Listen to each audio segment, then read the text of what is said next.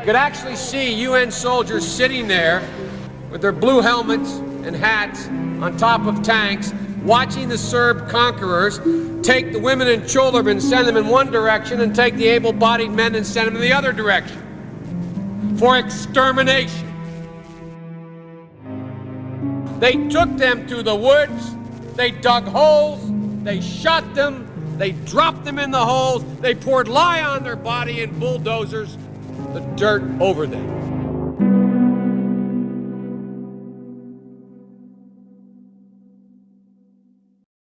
My name is Musa. I'm USA.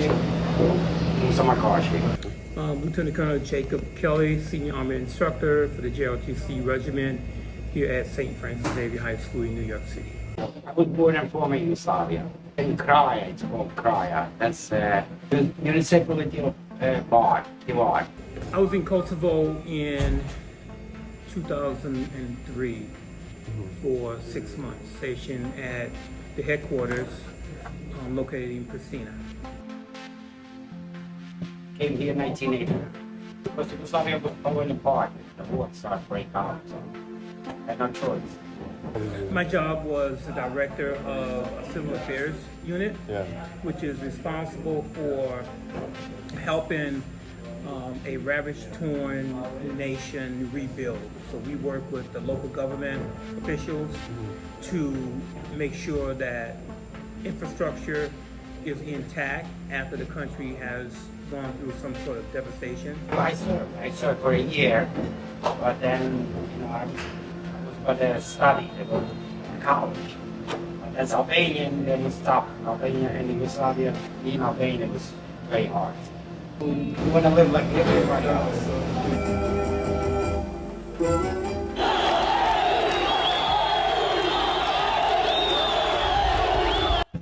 There was one party government. One government was Tito and whatever he picked, he chose. You were like, look at us, they look at us as second-class citizens of us.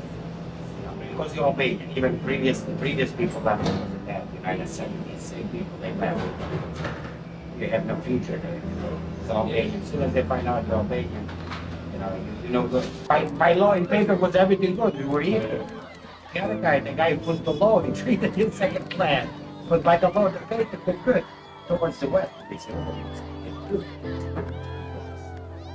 There's always us versus them, sort of a feeling that I would say that kind of permeated through conversations. It was as if the opinions lingered and that it was hard to forgive and to reconcile. When you were in Kosovo in general, I guess, did you feel like, oh, this is like a war-torn country, people here are suffering? Yeah, definitely.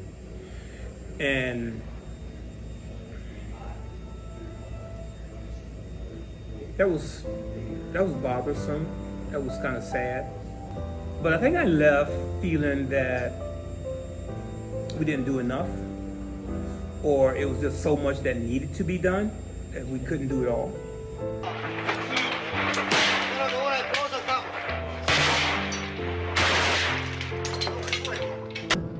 Everybody was in cohorts together there because the Balkans are very messed up. Every 30, 40 years we have wars here. Because the hatred. We had the war in 1918, 1912. They were killing each other. Just because of their, religion, whatever. So you have NATO in Kosovo, you have NATO in Bosnia, you have NATO in all these places, and they keep peace. Again, they would start shooting each other. There's no jobs.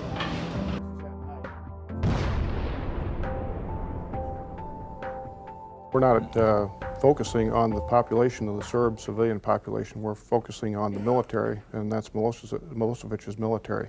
And it's regrettable if it's affecting their civilian population.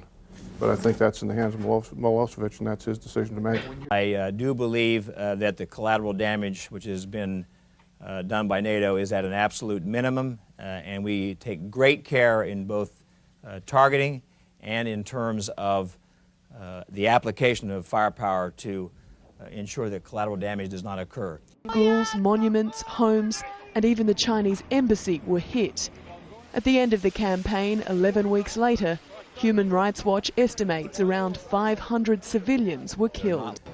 like the West, the way they manage that. They big borders here, big markets here, so that one day somebody's gonna rise up and start problem. I have no hate towards nobody. Yeah. I don't have hate. It's a past that. Everybody was over that. Everybody to blame, you know, but I'm not blaming like this guy more than that guy less. We're all equal. I think those feelings are hard to shake, right?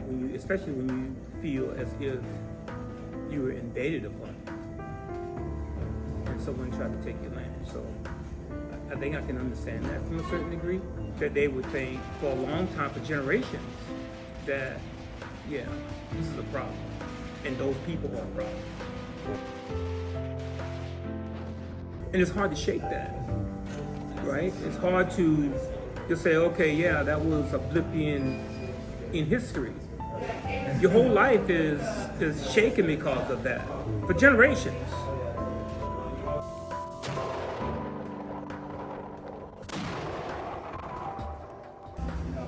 I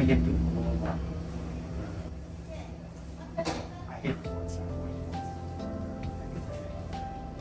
Fight wars is not good. Get together and start to get along. Don't pinpoint you this guy, that guy. We have to get along. I had a landlord in Ridgewood for 7-8 years, Serbian guy. He didn't have no problem. Because I need to move.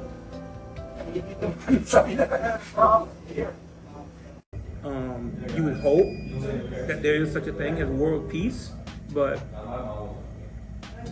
there will always be wars and rumors of wars, and I think when people engage in those wars, no one leaves unscathed.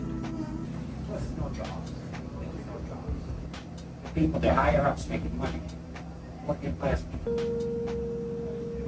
And people are more educated now. When you're educated, you start to think about it. You know, why live in poverty?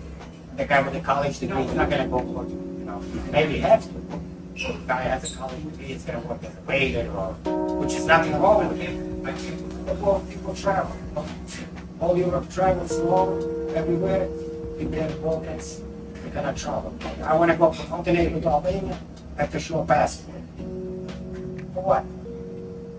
The Balkans are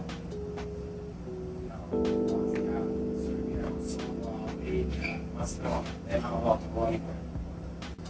Jobs. We need to develop that place.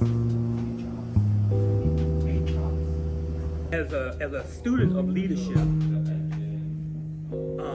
a professor of leadership, I'm always going to put the blame on the leaders. I mean, I think you go back in history and look at almost every single conflict. It started with a leader or leadership trying to impose their will through usually their military to bring about a cause, a solution, or a result.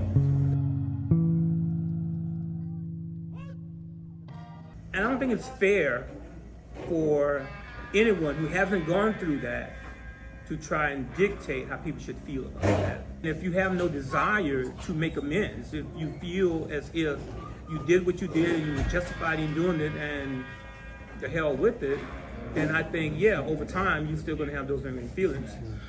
I don't hate somebody. I felt that in my skin, so if you have hate in you, it's bad. It's meant for you to hate something. To hate somebody because of race or religion. Because everybody thinks red. It's Albanian blood. There's no Albanian blood. It's A, B, and 0 group blood. There is no Albanian blood. I'm sorry. Because you can take a blood. So you can B plus. It's going to work on you. Or take a me and give it to somebody else. It's going to work on me. Some people say, I'm Albanian blood. It's not such a thing as Albanian blood. Blood, they only have groups. It's red. That's it.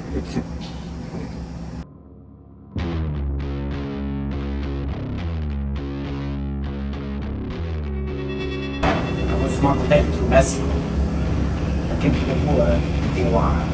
I was smart that. I walked I was chased by the cops. Cops on the horses, motorcycles, helicopters. It was a long tried